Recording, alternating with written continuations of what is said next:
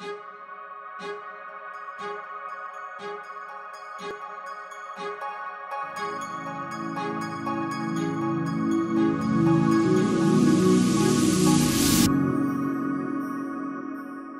morning and welcome to Kitty Talks. We share inspirational life stories that empower you to create yours. And today I have with me Peta Kelly. Welcome. Thank you. Welcome. Thank you for having me, Kitty. I'm so excited to be on this show. I love speaking to people on your side of the world. Oh yeah, exactly. You're all the way over in Australia. I am. I'm in Australia now. I live between Australia and the USA, but right now I'm in Bondi, getting ready to have my first baby. Oh, I'm excited. Congratulations. Literally 6 weeks away, aren't you? Yeah. Yep. 6, 4, 8. Oh, I don't know. Yeah, who knows? For those of you that don't know, Peta is on a mission to unleash Generation Y. She was recently featured in Forbes' Top 27 Female Entrepreneurs Changing the World. And so that is why we wanted to speak to her here on Kitty Talks and get to understand her journey and her life story so you can empower you to. So Peta, I'd love to know a little bit more about your work in the world. Like, you've got an amazing tribe. Like, tell us a bit more about what you're up to. Yeah. So right now I'm working with, I was working for so long with just millennials, and I was building a really large organization of purely millennials. But now it's become, my tribe is less defined, I suppose, by age and more just defined by spirit. So I'm working with, I say, people who really identify with a new way and the new consciousness. And I call it the new way to live, lead, earn, and give. The new way to lead a tribe, the new way to build conscious enterprise, the new way to relate to money, the new way to take care of our planet and integrate social cause in everything we do. Just this new way, this new consciousness, like breaking it down, explaining it, defining it, and giving people, particularly our generation, guidelines and mentorship around it so they can really understand. Because this is the thing with our generation. We see things differently, so differently. We have this different understanding of the world, and it's so innate for us. And the whole world, I just wrote a chapter in my book about today, the whole world is trying so badly to understand millennials, or this generation, regardless of age, just understand, why are their standards so high? Why is there a social cause attached to everything they do? Why are they driven more by purpose than profit? Why are they intolerant? And I call it divine intolerance. Like, why are they intolerant to any systems and standards that don't work for the planet anymore? Why do they want to have a better, more thriving working environment? Like, there's never been a generation more under the microscope than ours. So my work is in not just being a voice for our generation to help the world understand that this is just beautiful evolution, but also to work with these change makers on our planet from all over the globe, Europe, Asia, America, Australia, Africa, all over, and to help them understand their unique gifts and abilities, help them understand their genetic wiring, help them understand how brilliant they all are, and just really to mobilize them to live into their highest vibration and their highest work and their highest creativity and their highest sense of radical alignment, so that we can, one by one, like the work you're doing, just raise the vibration, essentially. Mm-hmm. So we're all doing it in our own way. And so I have events where it's very much like, I call it like a festival of consciousness. It's very much playful. It's really about making personal development, this personal development world, business development, spiritual development, leadership development, making it very playful. Playful. Like, we can get so serious. You go to these events in these corporate hotels and you sit there and you write in your notebook, and sometimes it gets a bit serious, like that we want to change the world. It becomes very dark and heavy. So a big part of the work I'm doing now is helping these global change makers, these global thought leaders, really do their work in a new alignment and in a higher sense of play and lightness than perhaps ever before. Because that's really what I feel our planet is calling out for, is that lightness. Is like, okay, yeah, you're here to change the world. You're perfectly equipped to, it's happening. But can you be a little lighter about it? Like, can you smile perhaps when the rest of the world is not smiling? Can you play perhaps when the rest of the world thinks it's a distraction to play? Can you get up and go and walk in nature when the rest of the world perhaps thinks they need to be chained to their desk? And can you still create absolutely epic shit for our planet that rewards everyone and bridges these gaps and solves these problems, which is absolutely what our generation is here to do. So that was a long way of saying that my work is working with this amazing generation of global change makers, working with conscious enterprise to help them understand, working with big corporations to help them understand our generation more, and just really helping to bridge these gaps, and just creating really great events and mentoring programs, to bring people together and to mobilize them to live into their highest potential and their unique genius. Absolutely. So yeah, I'm totally with you. Like, we are literally at a critical point, I think, in humanity's existence. So, harnessing that energy, creating a life that is in balance for every individual, but also for the planet, is absolutely essential work. So yeah, I thank you for your work, and I very much align with you, because I would say we're definitely on the same mission. Yeah, absolutely. So I'd love, because obviously what we're doing here is explaining life stories and life journeys so other people can see themselves in your journey. So one of the things I'm passionate about is the fact that people don't necessarily have to operate within the system anymore, that they can essentially create and manifest lives that have an impact on the planet, but also are in balance with themselves. And so I'd love for you to explain about your journey. I know that you were a classic kind of science PhD student. How do you go from that to what you're doing today? That's incredible. It's crazy, I know, and I still so love science. Like, I'm just still such a science nerd, but it's been wild. I don't know, I'm 28 now, so it would have been when I was maybe 22, I think 22, when I was 22 or 23 that I was in my PhD, which seems crazy because I was a baby. I was going to say, isn't that you're a PhD? That's you're just coming out of uni, really. Yeah. Well, in Australia, we finished school when we were 17, and then I went straight to university. So I was 17 when I started university. Wow. So I turned 18 about halfway through. Yeah, it's young. Brilliant. Like, wow. And I was like, who was I? But I started I always knew going through school that I wanted to be a doctor in the field of exercise physiology. I loved the human body. I always played sport. I loved health, and I loved helping people. Like, I was always very disturbed and upset by obesity and just things that didn't make sense to me. Things where I felt people weren't being given the full truth. That always bothered me. Even as a kid, I would be upset if I saw children drinking Coca-Cola in the morning. Like, I just had this sense of responsibility to just help people always. So I thought that the way to do that, because I was excited about helping people, was to leave school and get into UWA and then write an honors thesis about the human body and about metabolism specifically. And then I'd get a PhD scholarship, and then I would have a doctor on my name by the time I was 25. And then I could help so many people, and I could also fulfill the dream I had of retiring my mom. So you had a whole life mapped out by the sounds of it. It was all mapped out. Yeah. It was all mapped out, which for me and my personality type is great. I just have to do the work. It's just fantastic. But, so it all was going to plan. It really was. I did great at school, like 94.5 in my end of school stuff, what TER we call it here. Then I went on to do university. I worked hard, like being raised by a single mom. I always knew how to work hard. That was never a problem. And then I went on to do my honors year, which was the big make or break year. You got to get 80% in this year, and then write a paper, do a thesis, and then we will either award you with a PhD scholarship or not. And it was just like my dream to get a PhD scholarship. Like, it was just, I don't even think I had a vision board back then, but if I did, it would have been on, like, it was my dream. And when the day I got my PhD scholarship, was just the happiest day ever. I was like, wow, now I'm going to be a doctor by the time I'm 25.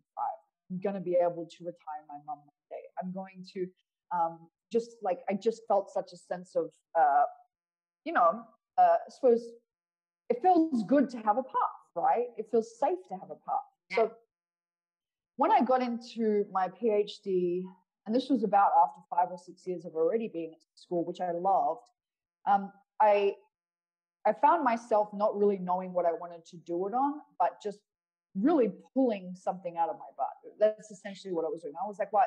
There's nothing that really, like, there was nothing I really wanted to research at the time. Like, I felt like I'd done everything I wanted to do, but I was committed to the next 3 years. So I did the research with my work with my supervisor, found a topic, but I just wasn't excited. I just wasn't feeling fulfilled. I wasn't like, it started to feel like the next 3 years wasn't going to be, it just, something felt different about the next 3 years. It didn't feel as flowing and I suppose right as the rest of the journey did. But I didn't let myself entertain any other thoughts than get this done. You're so grateful to be here. You know how many people would kill for this. You've worked so hard. What else would you do if you didn't do that? I didn't let myself entertain the thoughts of maybe this isn't for me, because the noise in my head was so loud, and I was so focused, and there wasn't many examples of people around me who were, I suppose, like living, doing it any other way than this like ABC path that we've been shown. So my soul was like speaking so clearly, like, okay, Peter, this is it. You know what the soul's like? It's just so blunt, straight up. It doesn't need any justification or logic. My soul was so clear, right? It was giving me all the signals in my belly, in my energy. I wasn't wanting to get up and go in the morning. I was feeling like every day was a bit of a slog. I started to just really dread what I was doing every day, which didn't feel good, and it hadn't been my journey up until that point. So my body and my soul essentially was so super duper clear that, okay, there's something else, but I didn't yet have the courage to admit that, because what made more sense to me was the repeated noise in my head of, like I said, well, Peter, who do you think you are to think there's something better for you out there?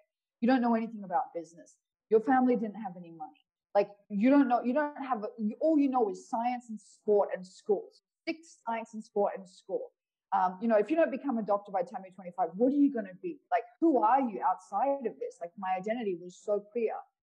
And I just kept going and going and going, my head being so loud and my body being so tired. And about 6 months in, when I was just getting ready to present my thesis to the whole board, this is what I'm going to do. Yeah. It was like the speaker in my head of all of that continuous noise, it blew up.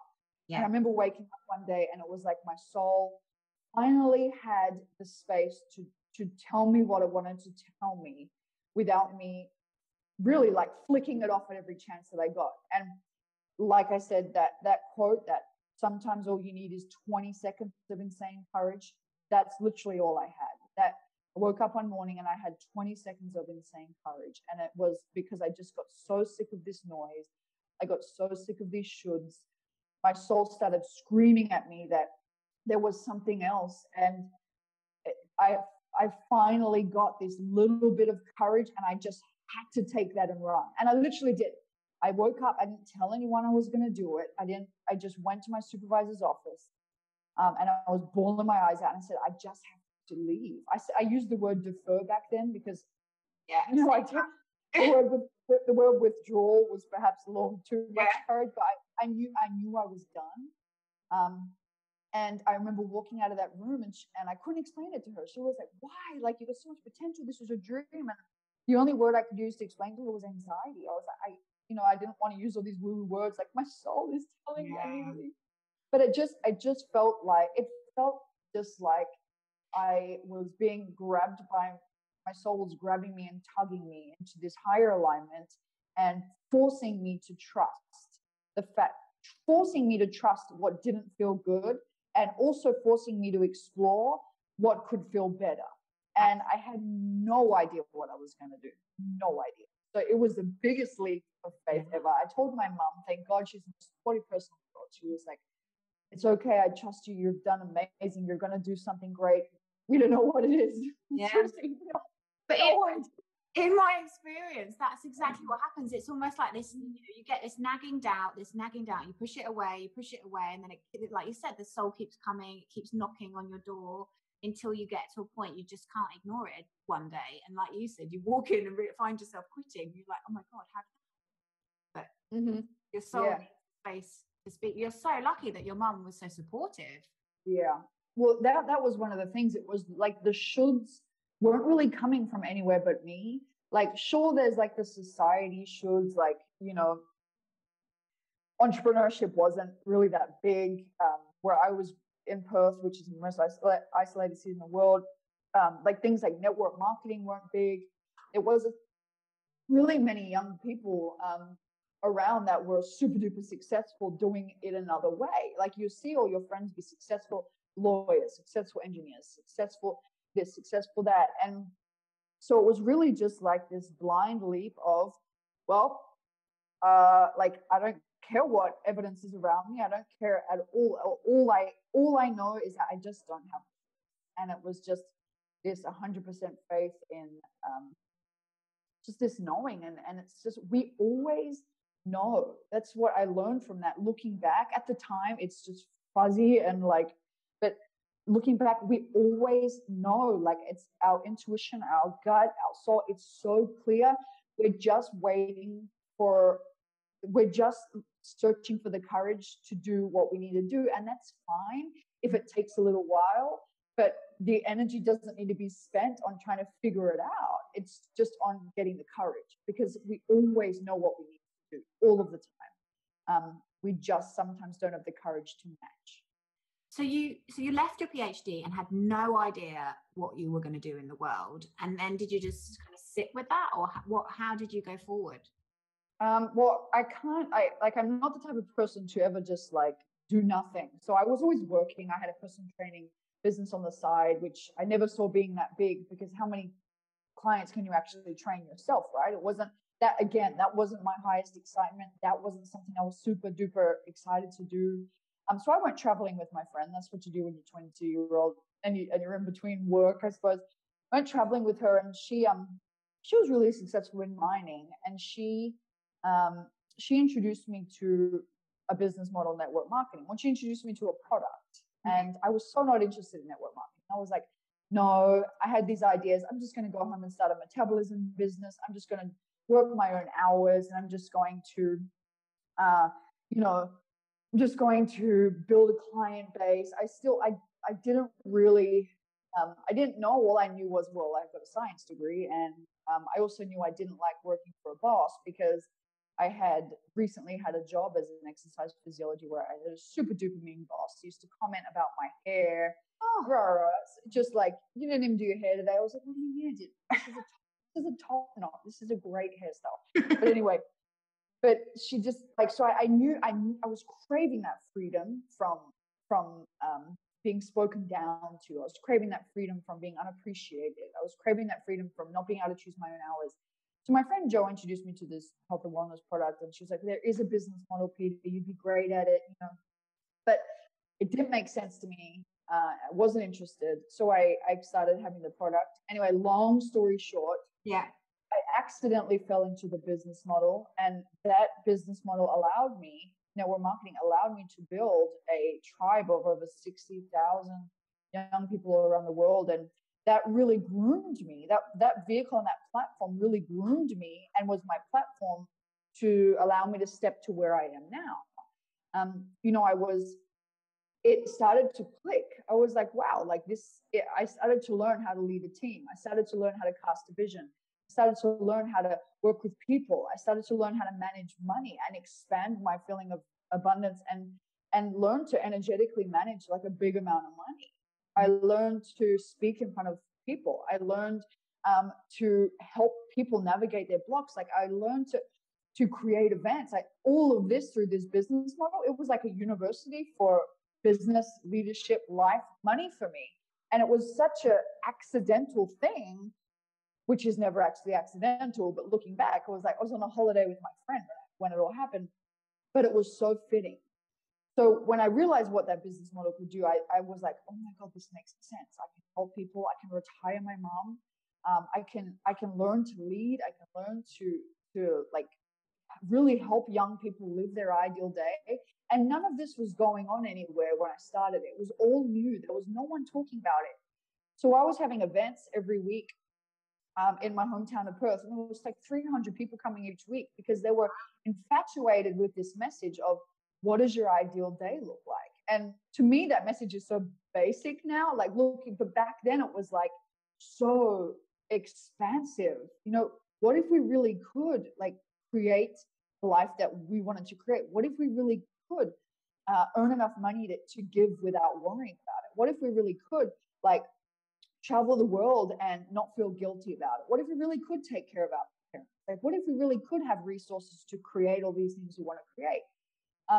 So the next 3 years, that's what I did, and I built a thriving team. It was just the best vessel and platform. I retired my single mom of 4, along with my brother, and it was one of the biggest. Are you the oldest? No, my brother is 1 year older than me. Okay. So he joined me in that business. So we crossed that goal off our list. As a family, we went traveling more than ever because single mom of 4, we could never go. We could never go away on family trips growing up. My mom just added like 20 years to her life because growing up, she just could not take a day off. But I also got to partner with incredible charities and really do what I wanted to do, which was give. So moving on from that, I started to realize that, okay, my message was evolving. It wasn't just about living the laptop lifestyle and living free. Like that message started to get, okay, I've done that. Let's move on. And I started to move on and realize what my real work was. And it was all about the new way, not just in network marketing. I was serving people far beyond network marketing, the new way to live, lead, earn, and give. I started becoming so fiercely protective of millennials and so deeply able to understand them from my work in network marketing. And I started to create my company now, Jeaniius, which allowed me to just move from network marketing into something which included that profession, but extended beyond it to include a greater team, essentially a team of young people all around the world who were living this in this new consciousness in their own different ways.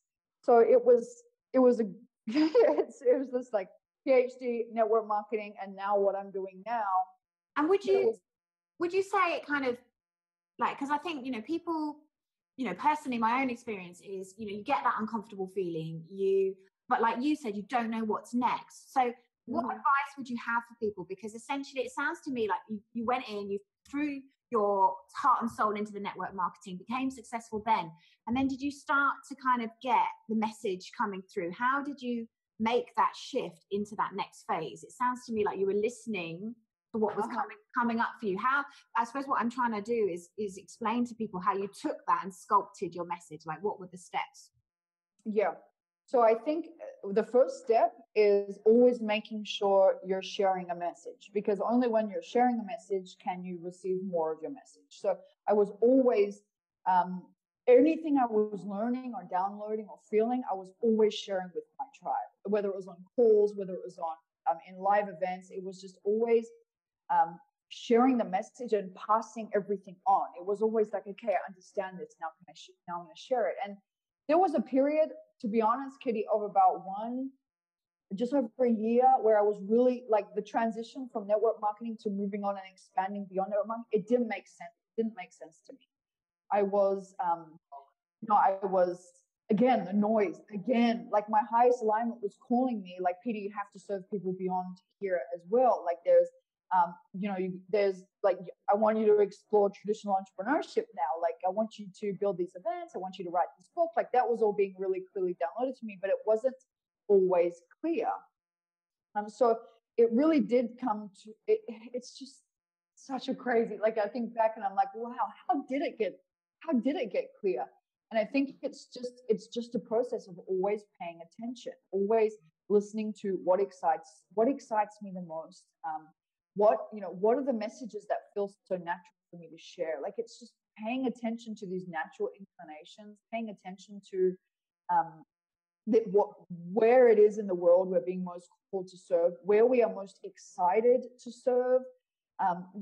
Just paying attention to these clues that so often we think are not real clues. Paying attention to the ideas, paying attention to the visions that are being downloaded to us all of the time. Like these visions and these ideas, they are entities.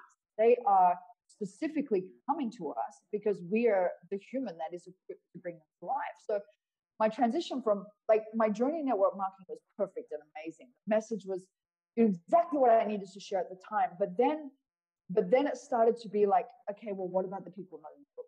What about actually defining the new way so that people can understand, money better and business in general better and leadership better? And that didn't just happen overnight. It very much was like this period of, okay, I'm hearing, I'm feeling that there's like an evolved message. It happens so slowly. And sometimes the vision or new ideas get downloaded to us. And I think this is the key. And we think that it means we have to do them overnight. Yeah. And we don't give ourselves the space to just breathe and let ourselves, the human, just catch up to it. You know what I mean? And that's where I think we overwhelm ourselves. We're like, oh my God, I can see. So like, I got this idea, I got this vision, but we're just not entirely ready to be at the clarity of that vision yet, and we overwhelm ourselves. And I think if we can just stop and realize, okay, I just need to pay attention. I just need to do what feels relevant right now. I just need to listen for my highest excitement. I just need to ask, where does it feel best for me to serve?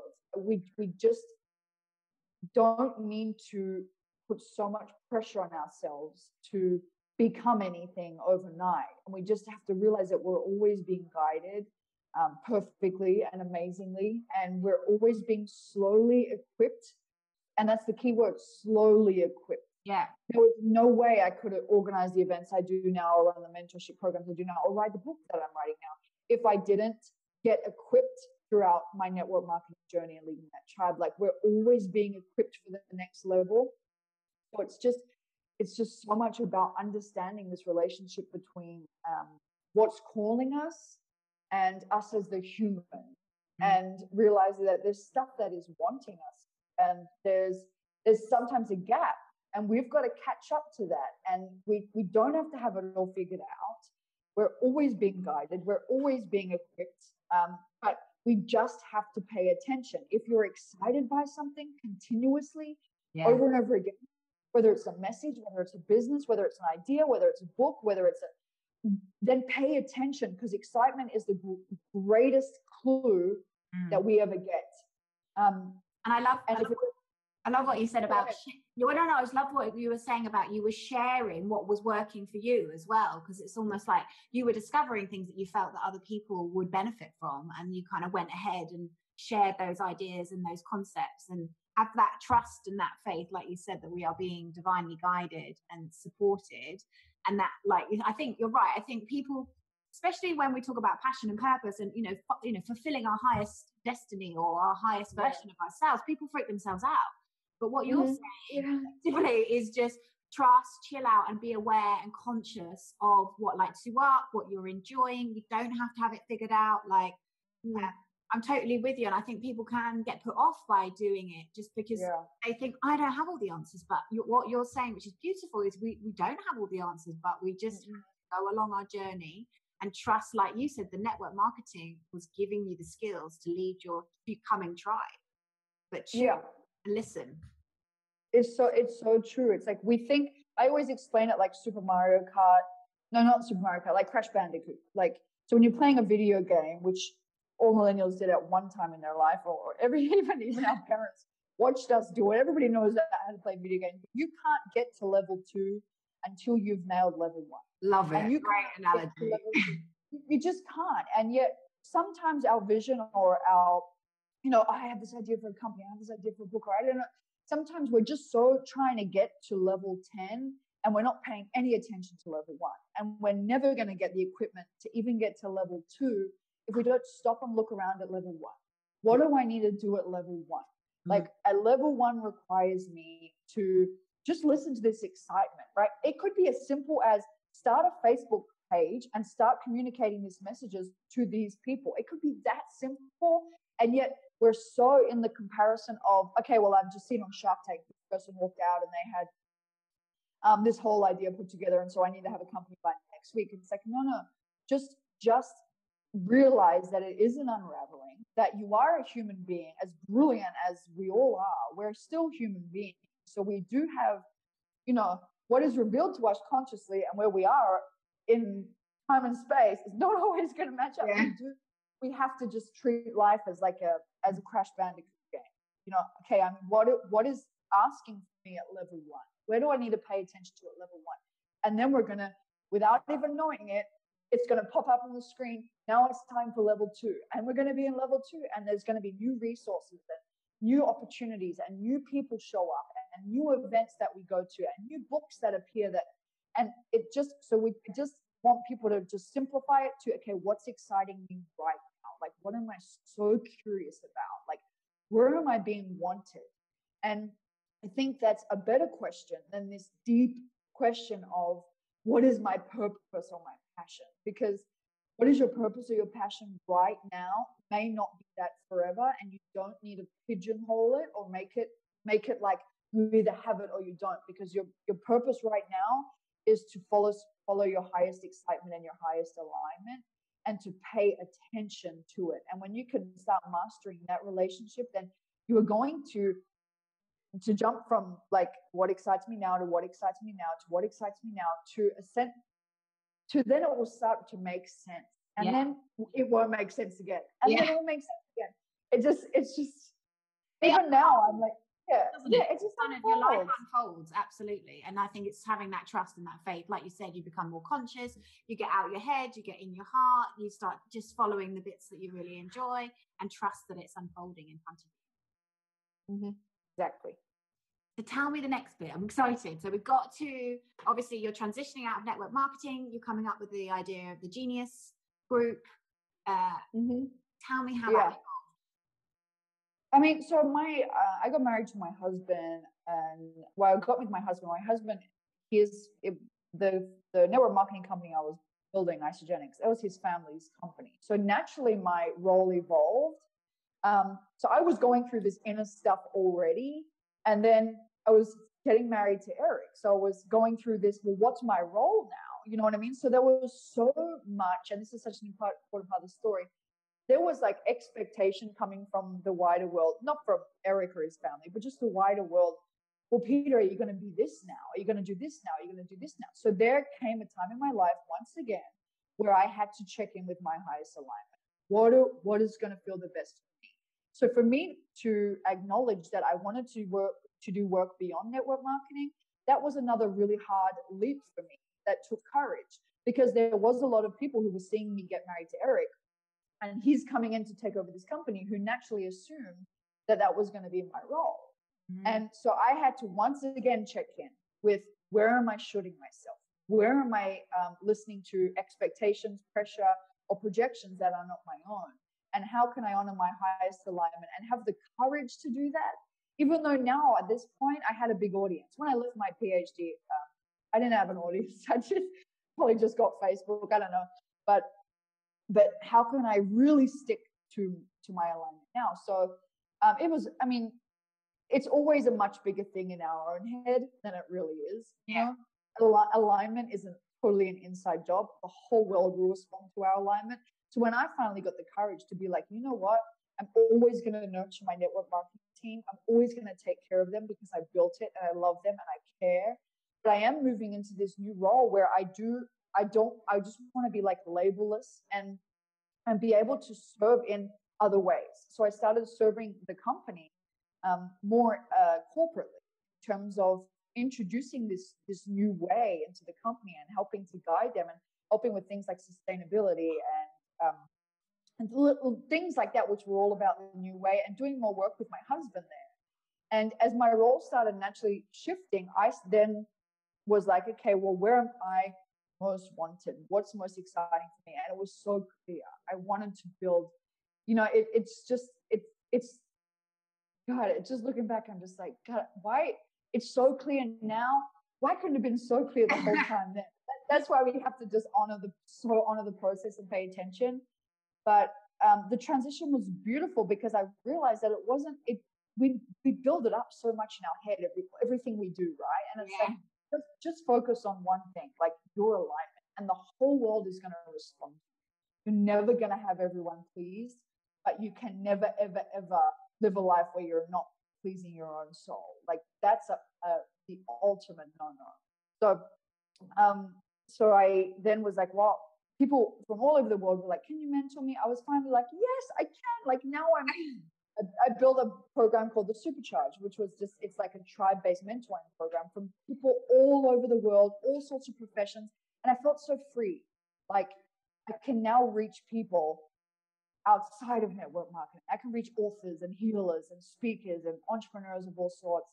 And then the guidance just kept coming. I was downloaded with Jeaniius, which is the brand and the company I'm building now, which essentially was a global hub, essentially is a global hub of nakedly brilliant people who are mobilized to create epic shit in this way. And so when I finally gave myself permission to move on to what was wanting me next, and to not and to honor that which no one else could see, rather than honor what perhaps other people expected from me, which we all have, then I slowly started to receive downloads and ideas and visions. And then I could build. I had my first big event last year in the US. I had another one in Sydney. I created the Supercharge. I started creating programs, and it just started to feel really good. It started to feel like I was on the same page as my own alignment. And again, there was that period where I had to check in.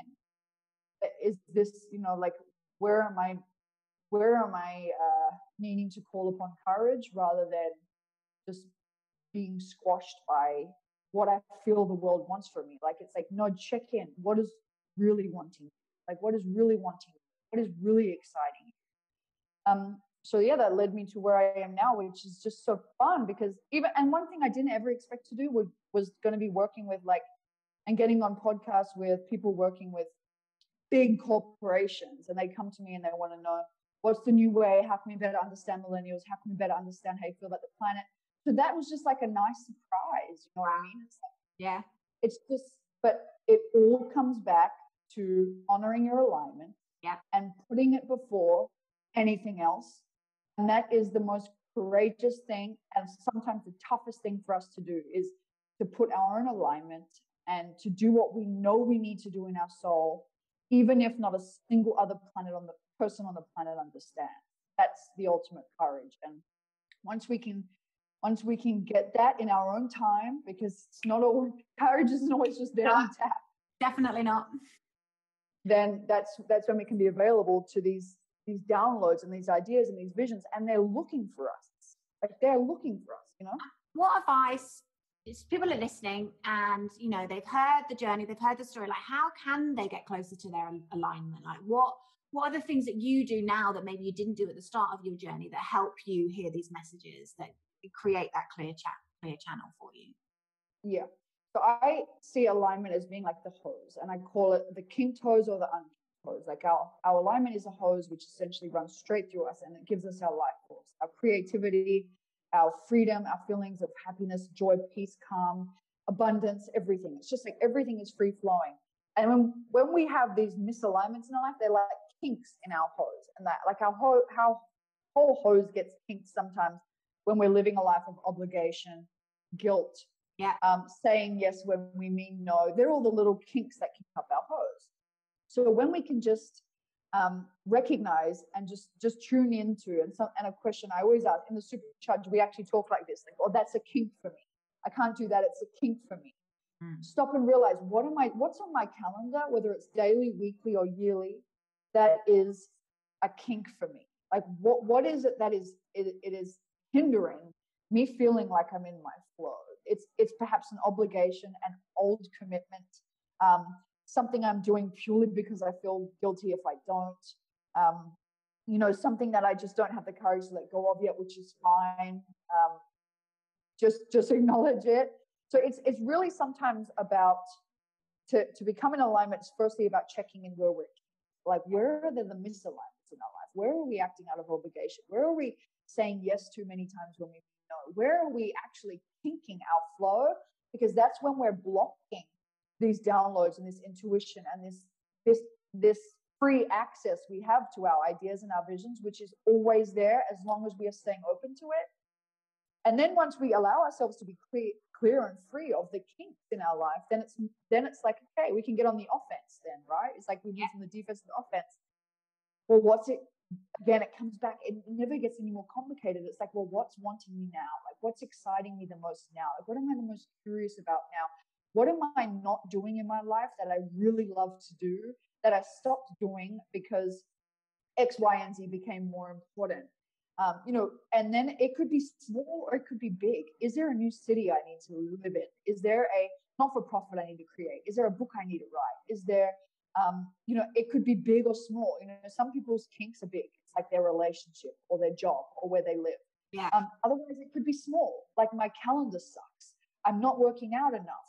I don't go to yoga anymore. So when we can just see our life as like a kinked hose, how kinked or unkinked our hose is, then we can start to feel more in access. Like, the secret is, and the truth is, that our creativity, our ideas, and our downloads are always coming for us. It's just, if our hose is so kinked up, we just have no space to feel it and hear it. So if we can simultaneously be unkinking our hose as a habit, and also then letting ourselves be pulled by this, like the Rumi quote, let yourself be pulled by the strange pull of what you really love. It will never leave you astray.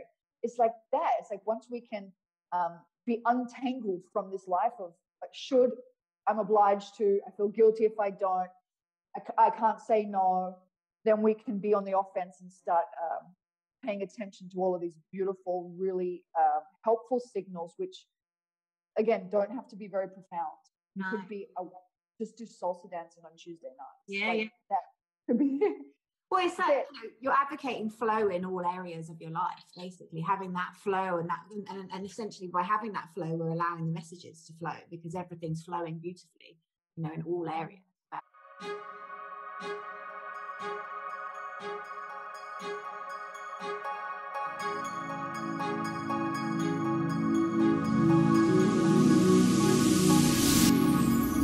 Thank you so much for listening to Kitty Talks. Be sure to head over to our kittytalks.com website and become a member of our exclusive club, and you'll get free interviews and access to our private Facebook group, exclusive webinars, and secret success interviews. See you there.